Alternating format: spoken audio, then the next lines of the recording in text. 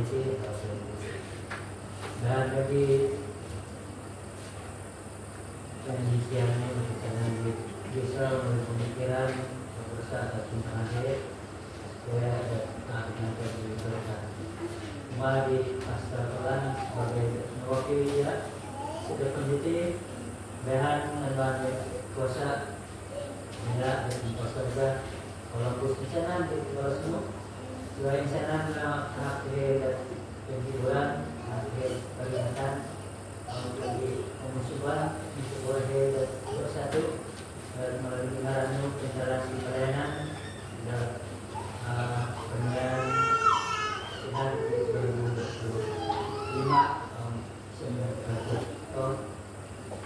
kemudian akhir berakhir bagus dari dalam pesambut saya bersama-sama dan supaya buk dia bagi izin dan di malaikat mereka ditutup gereja supaya pesan-pesan ke-8 akan mengambil sinar masa itu dan manusia tenang nanti berada di surah nanti akan baik Islam Yesus Kristus sebagai Islam Indonesia.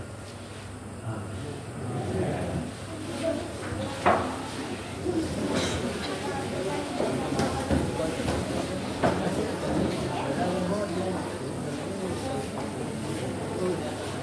Baik, seperti mana yang diumumkan pada acara semalam, kita akan membuat pembukaan persembahan. Jadi saya kira diakon gereja Kayangan siap untuk melayani pada saat ini karena kita akan membuat persembahan untuk pelaksanaan kita punya pembelajaran biaya sedikit lah daripada kita punya kumpulan umum pada kali ini.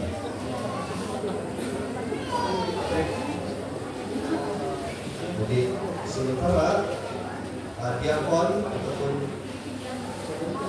diakon bersedia untuk membuat persembahan, saya juga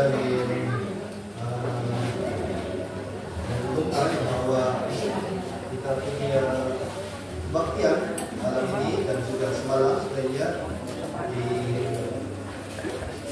semada di rekam ataupun secara disiarkan secara live di Facebook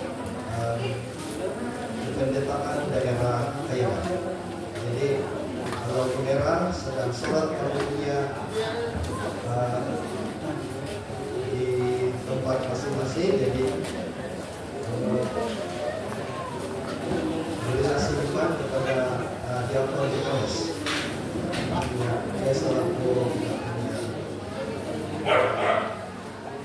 atur nilai kita di Facebook. Oke, jadi sementara mereka diakon melayani dalam mengutar persembahan dan istimewa pada malam ini akan disampaikan dari Gereja Bugis dan yang akan mengambil perhatian adalah Bapak Kuliah. Meskipun saya kembali walaupun sedikit, yang lain tidak dapat balik sebab di asrama membuat kita teruskan dengan apa yang tinggalan. Oke, saya menjemput beliau dan Gereja Bugis untuk bersiap sedia dalam lagu istimewa.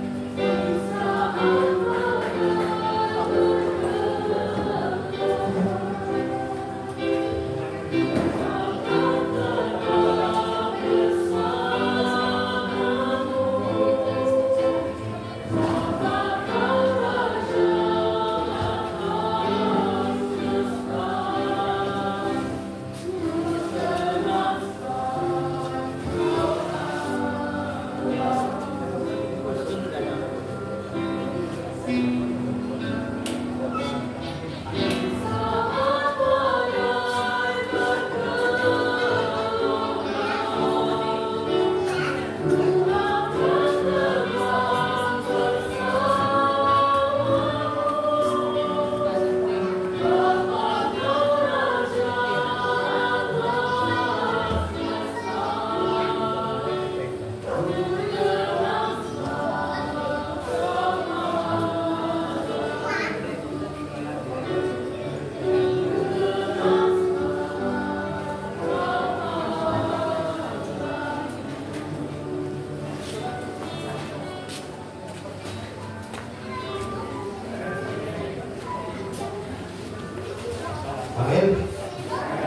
Terima kasih.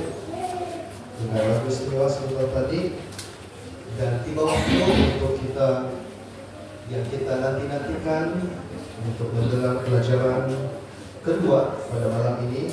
Tajuk pelajaran yang pastor akan bawakan kepada kita ialah Aku Berdiri di Pintu dan Mengetuk.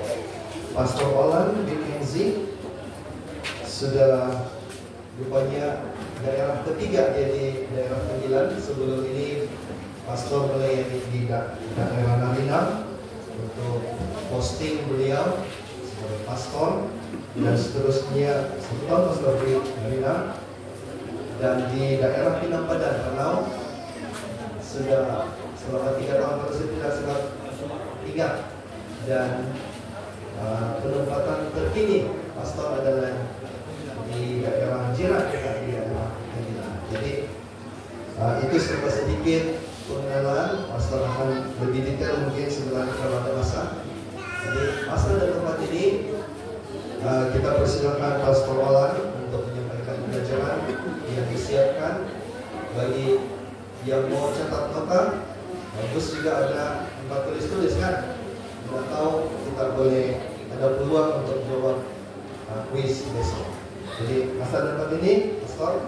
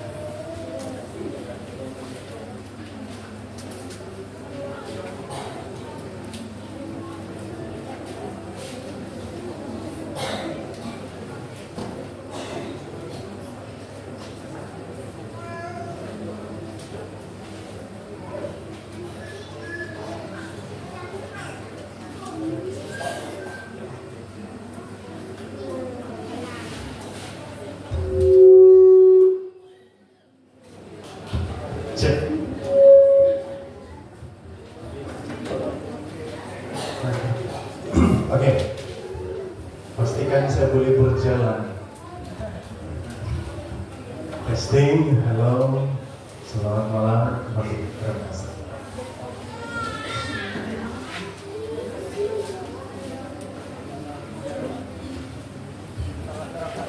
Shalom. Selamat malam kepada kita semua. Pada malam ini berapa sudahnya? Pukul 8 ini. Jangan kamu risau. Kalau ada Vitalis dia tahu sudah. Bapak Pastor Olan itu tinggi saja dia bilang. Namun terima kasih sudah memperkenalkan saya. Sebenarnya mungkin banyak yang kenal saya ini kalau kenal saya punya istri, khususnya di Kayangan dan di atas Sangalah. Saya sudah bernikah dan sudah punya 1 anak, harap-harap ada lagi. Dan dalam pelayanan ini mau masuk tengah-tengah sudah tahun yang keempat. Saya harap akan banyak lagi tahun pelayanan yang akan kita lalui bersama-sama. Dan selain daripada itu, tadon menurutnya ilbang haksun sih maka ilbang haksun sih maka. Jadi dekat saya dari sini, saya bersyukur betul kenapa, karena kasih pindah di Tenggilan. Sebab sepatutnya sebelum saya di karena kasih pindah, memang tidak ada ura-ura mission mau kasih pindah saya. Tidak ura-ura mau kasih pindah saya. Tapi kenapa saya terpindah di Tenggilan? Itu daerah Pinang Padan yang mau pindah.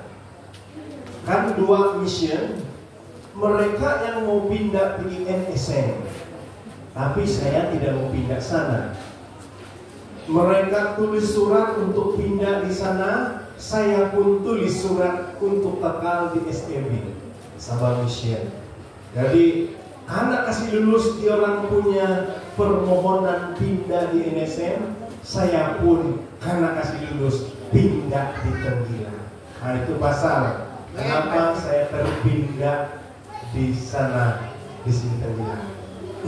Kalau saya tidak tulis surat ke NSM, tidak. Oke, terima kasih. Mari kita, saya senang untuk kasih promosi ini dulu. Pada hari Sabat nanti, semua wilayah 1 dan wilayah 2 akan berkumpul di Kompleks Sukan Botung, penutupan KKR kita. Penutupan KKR. Dan saya mau kasih tahu karusi yang kena order 1.700.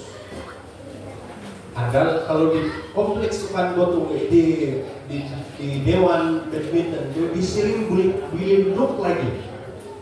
Jadi kita pastikan itu 1.700 karusi penuh. Kita sama-sama di sana. Kalau boleh dari pagi lagi, khusus yang mau anak baptis pada ketika itu. Dari pagi lagi sampai lagi petang. Tapi boleh juga kamu kebaktian sekolah Sabat dulu di sini baru pergi sana. Panas saja bagus dari sana dari sana. Oke. Dan pembicara pada ketiga itu pagi-pagi Pastor Kozel, pagi-pagi khotbah. Dan pesta puji-pujian nanti yang akan memberikan firman Tuhan sebelum nyanyi bersama Pastor Herbert. Dan kamu juga jumpa saya sebagai MC. Oke, mari kita mulai dengan doa karena sudah diperkenalkan apa tajuk kita pada malam ini, yaitu aku berdiri di pintu dan mengetuk. Mari kita berdoa. Terima kasih Tuhan. Pada saat ini kami mau menyelami apa maksud daripada aku berdiri di muka pintu dan mengetuk. Urapi kami dengan Roh Kudus, biarlah terang-Mu yang kelihatan dan hamba-Mu diselindungkan di balik salib Yesus. Dalam nama Yesus kami berdoa. Amin. Kalau kita baca aku berdiri di pintu dan mengetuk, ini terdapat dalam Wahyu. Itu di mana ayat dia? Wahyu 3 ayat 20. Wahyu 3 ayat 20. Dikatakan, lihat aku berdiri di muka pintu dan mengetuk. Jikalau ada orang yang mendengar suaraku dan membukakan pintu, aku akan masuk mendapatkannya dan aku makan bersama-sama dengan dia dan ia bersama-sama dengan aku. Nunu kamayanya. Apa maksud makan bersama? Apa maksud hidup bersama? Apa maksud mengetuk? Apa maksud mendengar? Itu kita kaji satu persatu hari. Dan kalau kita lihat di dalam Wahyu pasal yang ketiga ini dituliskan di kelompok Laodikia, jemaat Laodikia. Bermula pada ayat 14 sampai ayat yang ke-22. Dan kita tahu jemaat Laodikia itu mungkin semalam ada disebut apa? Laodikia ini jemaat yang suam-suam kuku. Suam-suam kuku. Apa maksud suam-suam kuku? Itu kita cari tahu pada malam ini. Laodikia ini adalah jemaat yang suam-suam kuku pada ketika itu. Mereka kaya, mereka tahu segalanya, dan mereka ini juga menerima semua yang datang dari manapun. Mereka terima rohani itu, terima semua. Dan Laodikia ini diibaratkan pada zaman sekarang siapa itu? Nakarati nuwetitif, iyati itu. Jemaat Adventist itu. Kita itu. Nokulon itu jemaat Adventist. Sebab jemaat Adventist ini suam-suam itu. Menurati suam-suam itu. Apa maksud suam-suam kuku? Maksud daripada suam-suam kuku ini setidaknya ada 4. Dan yang nomor 4 paling bahaya. Pertama, tidak panas, tidak sejuk. Itu secara apa itu? Kalau kita minum tidak panas, tidak sejuk, ini senang saja mau minum. Masuk terus. Tidak perlu tiup, tidak perlu sakit gigi kalau sejuk. Senang masuk untuk diminum. Yang kedua, tidak sungguh-sungguh. Maksud ini suam-suam kuku, tidak sungguh-sungguh. Dan yang ketiga, tidak semuanya dorang dengar, tapi tidak semuanya dorang bikin. Itulah jemaat Adventist. Dan yang paling bahaya yang nomor 4 saya bilang adalah dia tahu namun tidak menuruti semuanya.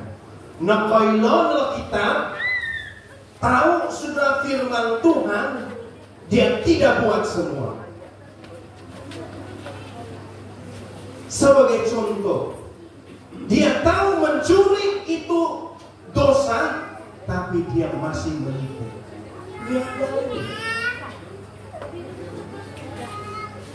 Dia tahu itu membunuh jahat, tapi dia punya kata-kata yang macam bedah untuk menyakitkan hati orang. Niatkan ini sama saja itu. Dan selain daripada itu, suam-suam kuku ini dicerminkan orang-orang percaya akhir zaman yang merasa puas diri. Oh, yang berpengaruh ke Allah. Kalau bagi hujan akhir, baik-baik. Itu hukum 10, saya hafal. Dia rasa puas sudah apa yang dia tahu. Nah, dia tidak puas. Itulah suam-suam. Suam-suam kuku. Tetapi kehilangan kuasa rohani sejati dan hubungan hidup dengan Kristus. Dia punya kehilangan kuasa rohani hilang, bahkan komunikasi dengan Tuhan pun esok. Nah, kalau dalam Alkitab, siapa yang suam-suam? Siapa yang suam-suam? Dalam pikiran mungkin si Yudas. Dalam pikiran mungkin si Yudas. Tetapi saya mau kita lihat macam mana ciri-ciri ini Laodikia. Dia suam-suam kuku, tetapi Tuhan masih mencintai dia. Siapa itu? Dia suam-suam kuku, tetapi Tuhan masih mencintai dia. Nokuroh Tuhan masih mencintai. Dia mau ini jemaat suam-suam kuku kembali ke jalan yang benar. Dan tokoh yang saya akan bahas pada malam ini adalah siapa yang pandai merambat di dalam hati kita? Petrus. Dia ini seorang suam-suam kuku. Nokuroh suam-suam kuku. Ini kata-kata dia. Petrus menjawab, biarpun mereka semua tergoncang iman karena engkau, aku sekali-kali tidak, dia bilang. Ini peristiwa pada waktu Yesus sudah kasih perjamuan kudus kadang tiga itu. Sebelum Yesus kena tangkap, si Petrus tiba-tiba berdiri. Yesus, kalau kau kena tangkap nanti, saya tidak pernah meninggalkan engkau. Betul, dia tidak pernah tinggalkan Yesus pada ketika itu. Tetapi apa yang terjadi? Tadi Yesus, sebelum ayam berkokok, kamu sudah menyangkal aku sebanyak impiro tiga.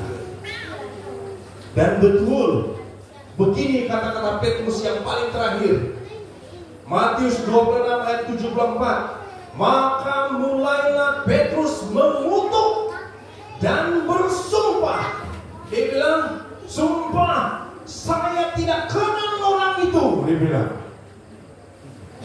selepas saja habis saya tidak kenal si Yesus. Dia bilang, hukum. Dia bilang itu apa? Itu manuk. Dan pada ketika itu Petrus pun teringat akan kata-katanya yang tidak mau menyangkal. Kalau di jemaat Laodikia, mereka ini suam-suam kuku. Tetapi kalau kita baca di ayat yang ke-18, Yesus mencintai mereka dan dia bagi nasihat. Dia bagi nasihat. Petrus pada ketika itu sudah menyangkal Tuhan, bilang Yesus bagi nasihat si Petrus. Peristiwa ini kita boleh lihat di dalam Yohanes pasal yang ke-21. Yohanes pasal yang ke-21. Sebelum cerita Yohanes pasal 21, latar belakang dia sebelum sampai di sana begini. Pada waktu Yesus sudah kena kasih salib, selepas itu dia kena kasih kubur, kemudian Yesus bangkit, tiba-tiba Yesus menampakkan diri di hadapan semua orang ataupun di hadapan murid-muridnya, dan terjadilah peristiwa ini. Pada waktu itu Petrus bawa kawan-kawan dia pergi mana? Mari kita baca. Di pantai itu berkumpul Simon Petrus, Thomas dan yang disebut Didimus, Nathanael dari Kana yang di Galilea, anak-anak Zebedius, dan dua orang muridnya yang lain. Berarti di satu pantai ada si Petrus dan ada beberapa orang. Kalau kita kira di sini, Petrus, Thomas, Nathanael, anak-anak Zebedius, kita bagilah dua, dan dua orang murid-murid yang lain. Ada 7 orang di sini. Kasihlah 8. Yohanes kekasih lagi sebab dia yang tulis ini. 8. Dia orang mau pergi mana ini? Ayat yang ketiga. Kata Simon Petrus kepada mereka, aku mau menangkap ikan. Terus yang lain cakap, kami pergi juga dengan engkau. Mereka tidak menangkap apa-apa. Pada malam itu, pagi-pagi benar, diorang pergi di laut, bawa segala rambat, pukat dan segala macam. Satu ekor bilis pun tiada dalam dapat. Tiada. Dan apa yang terjadi? Kumpaulah. Kalau yang memancing itu paham nih, kumpau. Kumpau, tidak satupun yang dia dapat. Kemudian dia pulang. Selepas dia pulang, subuh sudah dia sampai di tepi pantai. Tiba-tiba ada seorang yang berdiri di tepi pantai itu. Siapa? Yesus. Ayat yang kelima, Yohanes 21 ayat yang kelima. Kata Yesus kepada mereka, hai anak-anak, adakah kamu mempunyai lauk pauk? Jawab mereka, esok. Memang esok. Sepanjang malam, berbagai jenis pukat pun dorang guna, tiada satu pun ekor yang dorang bawa pulang. Dan apa yang terjadi? Pada waktu ini Yesus di tepi pantai, dan Yohanes pada ketika itu dia bercakap sama Petrus. Apa dia bilang? Sebelum itu dia bercakap sama Petrus. Yesus cakap sama mereka, tebarkanlah jalanmu di sebelah kanan perahu, maka akan kamu beroleh. Memang betul, dorang buang sebelah kanan, itu rambat penuh ikan besar. Penuh ikan besar. Dan selepas kejadian itu, yang terjadi adalah Yohanes kasih tahu Petrus. Dia bilang, turunan Tuhan. Tuhan dia. Saya mau bertanya, kalau kita baca di ayat yang ke-7 ini, murid yang dikasih Yesus itu cakap sama Petrus, padahal kiri nebobotnya hari lain, ada Didimus, ada 2 adik-beradik, dan ada 2 lagi murid yang lain. Saya mau tanya sama kita, kenapa sama Petrus? Sedangkan ada lagi yang lain. Kenapa Yohanes dia cakap sama Petrus? Padahal ada yang lain sana. Saudara-saudara yang dikasih dalam Yesus, siapa murid Yesus yang ikut Yesus sampai di kaki salib? Yohanes. Oleh itu, yang tahu peristiwa bersumpah dan kenal dia siapa? Yohanes. Dia tahu si Petrus pernah bersumpah yang dia tidak kenal si Yesus pada ketika itu. Kenapa dia cakap sama Petrus pada ketika itu? Dia mau, tujuannya adalah begini. Petrus, ini masalah gimana? Inilah masa kau minta maaf sama Yesus. Apa yang terjadi? Si Petrus dia kasih kena pakaian dulu lah, baru dia terjun pergi jumpa Yesus. Kalau saya mau bertanya, siapa yang duluan sampai di pantai? Pasti si Petrus duluan kan, sebab dia terjun kan. Tapi bikin malu. Kenapa? Nah, Petrus duluan sampai. Kenapa saya katakan bikin malu? Apa tujuan si Petrus mau sampai sama Yesus? Mau minta maaf kan? Tetapi apa kata Yesus? Kata Yesus kepada mereka, ini Petrus nih, sini depan. Tapi dicakap sama yang sama dalam perahu. Bikin kasihan si Petrus. Tujuan padahal mau maaf dah. Tapi dia cakap sama yang sana. Apa dia bilang? Bawa itu ikan yang kamu tangkap tadi. Dia bilang, kasihan Petrus. Kasihan. Lalu apa yang terjadi selepas ini? Si Petrus pun dia pergi naik di sana perahu balik. Lepas itu dia tarik balik itu rambat. Dia sekurang ini. Terus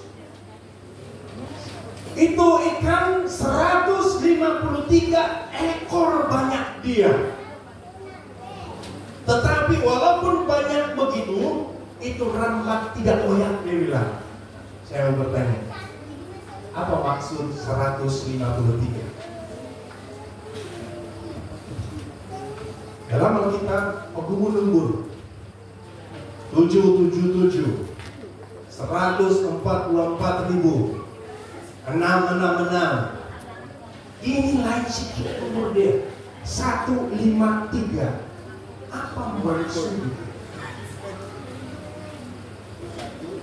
Kalau kita baca begini saja, nanti pastor deh, kita tidak paham. Cara untuk paham ini, kita tempatkan diri kita di Petrus. Begini contohnya. Si Yesus di sini berdiri, si Petrus di depan. Si Petrus duluan sampai, tapi dia kasih kenapa? Dia cakap sama yang di dalam perahu. Kemudian si Petrus jalan, pergi di perahu, dia tarik itu rambah. Mungkin Peri kau siap, Peri kau anda, Peri kau. Lepas itu dia kira kuat. Iso 100, 150, 153, dia bilang. Maksudnya dia mau ambil perhatian si Yesus. Dia mau ambil perhatian si Yesus supaya dia dapat bercakap sama Yesus, mohon maaf. Tapi walaupun si Petrus buat begitu, kira kuat-kuat, apa yang terjadi? Ayat yang ke-12, kata Yesus kepada mereka, ya kasih biar. Kesian si Petrus. Tujuan mau ambil perhatian, mau minta maaf, karena kasih dia. Dia cakap sama yang sama. Mari kita makan, mari kita sarapan. Coba kita bayangkan sekali lagi. Dia orang mungkin bulatan makan, adalah sana itu roti, dan ada juga sana itu ikan. Siapa yang tidak dapat makan?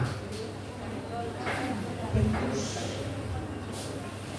Mungkin dia kasih belek-belek itu ikan yang melepuh segini-gini, no. Terus itu roti pun dia kasih terbalik, no. Dia serela itu esok. Dan apa yang terjadi? Dia tidak dapat makan itu tentunya.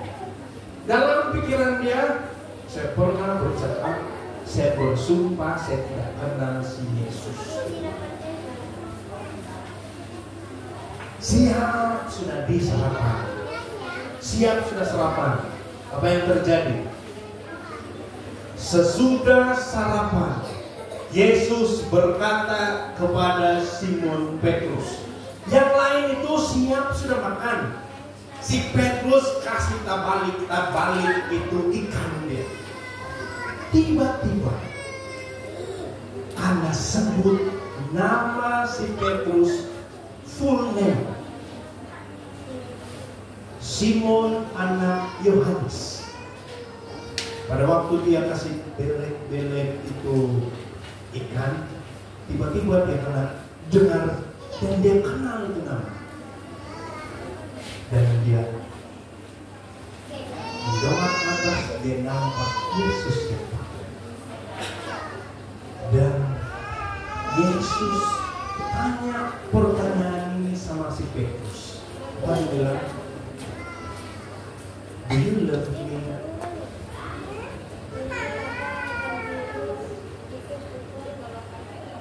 Apakah engkau mengasihi aku? Dia bilang Yesus. Oh, luar biasa pertanyaan Yesus. Karena waktu mungkin si Petrus nampak Yesus tanya begitu, aku harus nangis. Saya percaya pada ketika itu menangis Petrus pada ketika itu dengan pertanyaan, apakah engkau mengasihi aku? Berapa kali Petrus sangkal Yesus? Berapa kali? 3 kali. Kata Yesus kepadanya untuk kedua kalinya, "Simon anak Yohanes, apakah engkau mengasihi aku?" Ayat ke-17, kata Yesus kepadanya untuk ketiga kali, "Simon anak Yohanes, apakah engkau mengasihi aku?" Wah, makin banyak itu air mata yang mengalir. Sebab maksud daripada apakah engkau mengasihi aku ini sangat dalam. Bukan saja Yesus mengampuni Petrus yang suam-suam kuku pada ketika itu, tetapi Petrus diperbarui.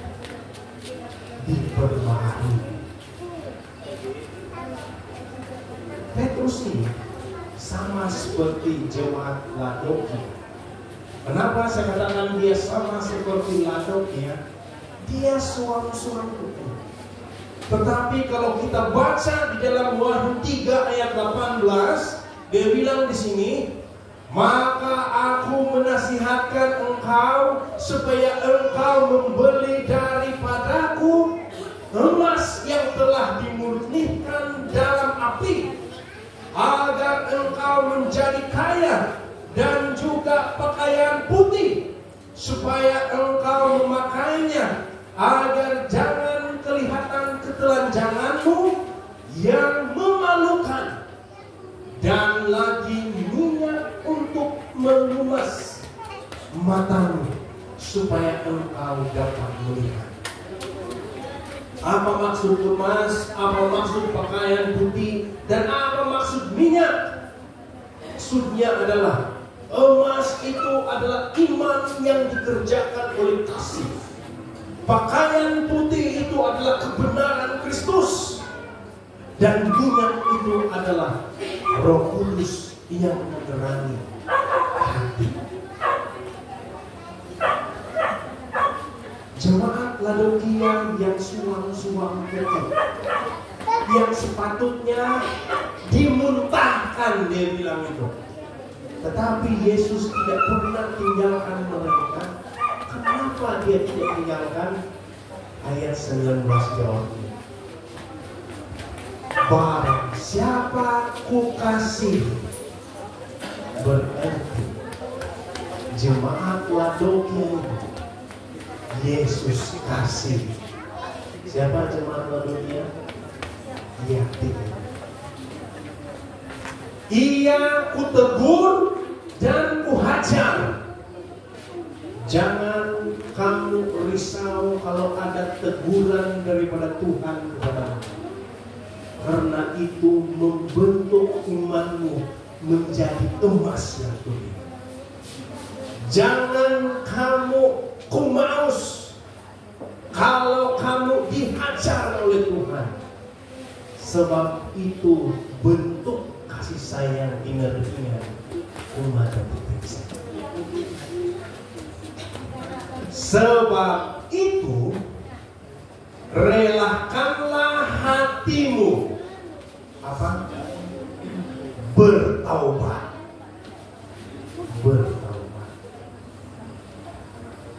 Kamu kenal siapa ini?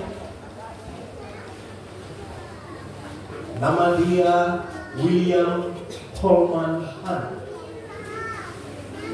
Dia adalah seorang pelukis yang terkenal. Pada waktu dia selesai siap dia punya lukisan, dia ada satu kebelikan ataupun keistimewaan. Dia panggil 4 lagi pelukis terkenal mau komen dia punya lukisan. Dan lukisan itu adalah ini. Ada Yesus ketuk pintu. Kemudian 4 orang pelukis terkenal itu melihat, dan salah satunya katakan, oh luar biasa lukisan, sangat teliti. Yang satu lagi, kau punya cara mewarna tidak ada tandingnya.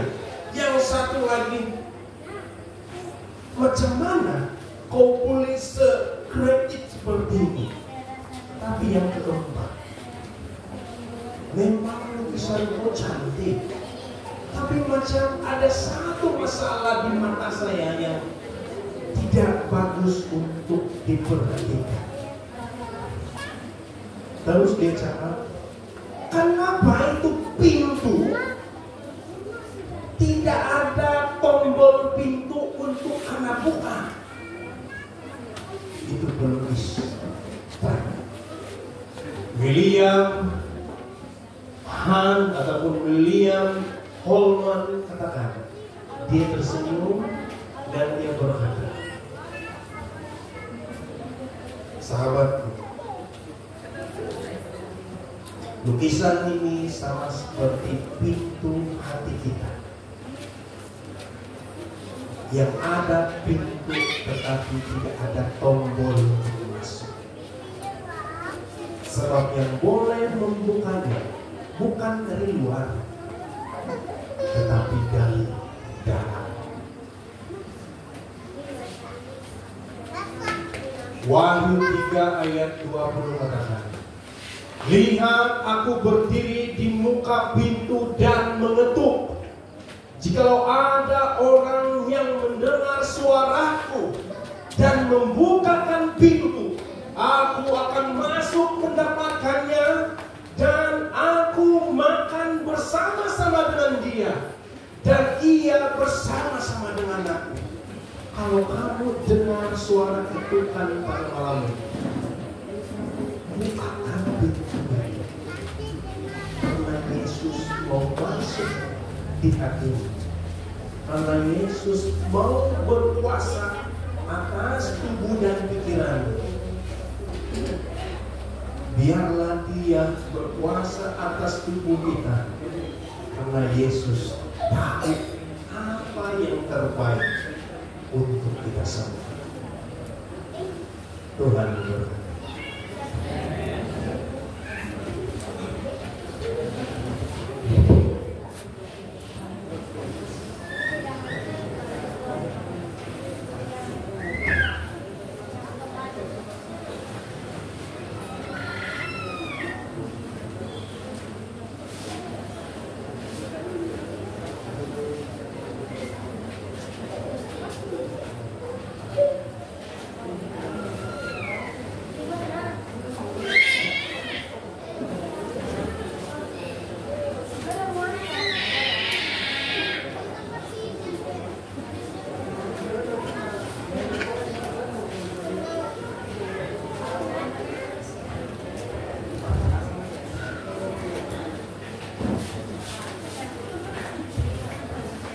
Terima kasih Pastor sudah menyampaikan pelajaran yang cukup baik.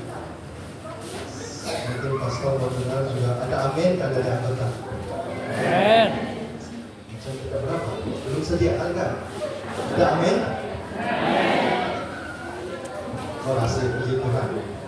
Dengan penyampaian pelajaran yang kedua malam ini, bersama-sama kita sudah dikuatkan,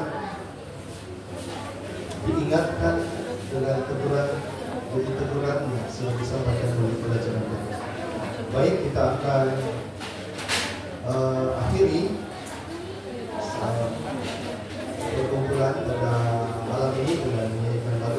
sekali lagi.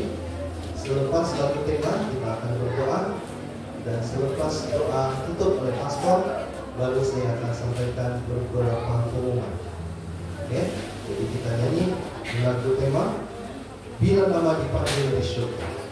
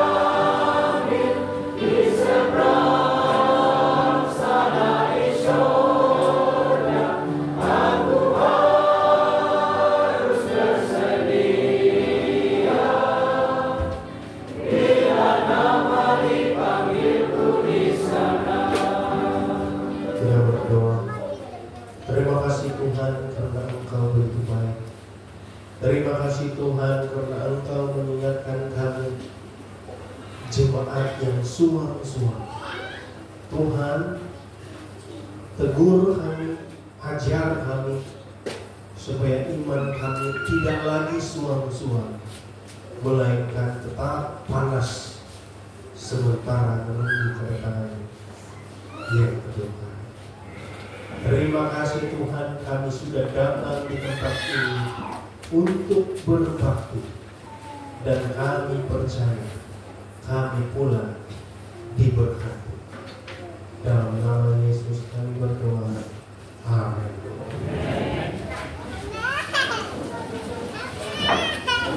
Ini kita tetap duduk di tempat sebentar. Kita akan sampaikan beberapa pengumuman. Yang pertama adalah sebagai ucapan terima kasih daripada daerah pendeta Thailand, kita akan sampaikan cendera hati ataupun dia token untuk pembicara malam ini. Jadi saya persilakan pengurusi untuk pengurusi kita punya makanan untuk menyampaikan token untuk pembicara pada pastor lain. Mungkin ada satu orang.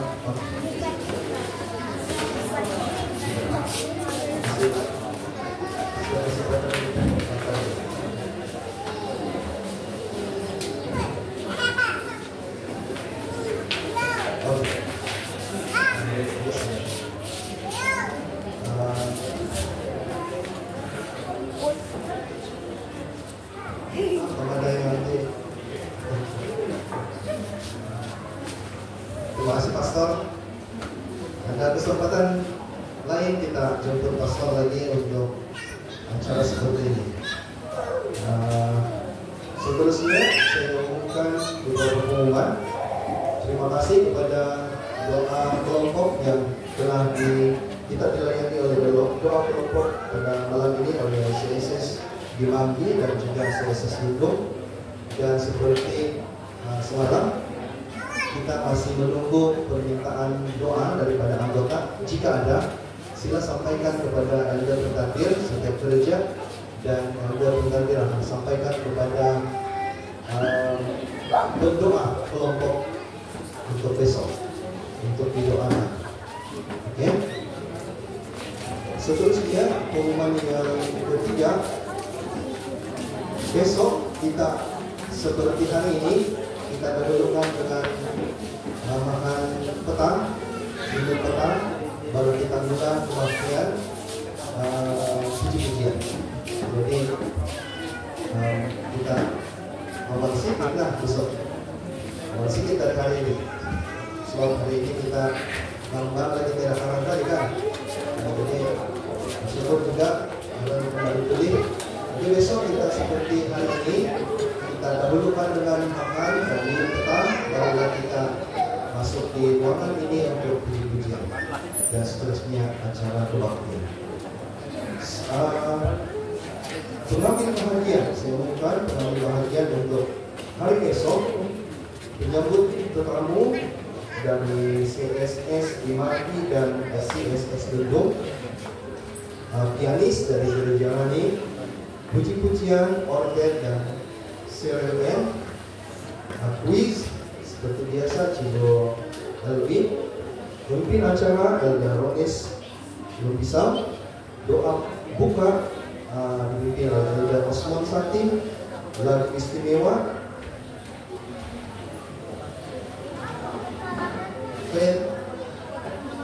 Tangan Ladies Cross besok. Dan pembicara kita esok adalah Pastor Wimbon Mendolos, dan doa kelompok akan dilayani oleh gereja pemimpin dari gereja penyerat dan gereja pembeli. Dan yang terakhir persembahan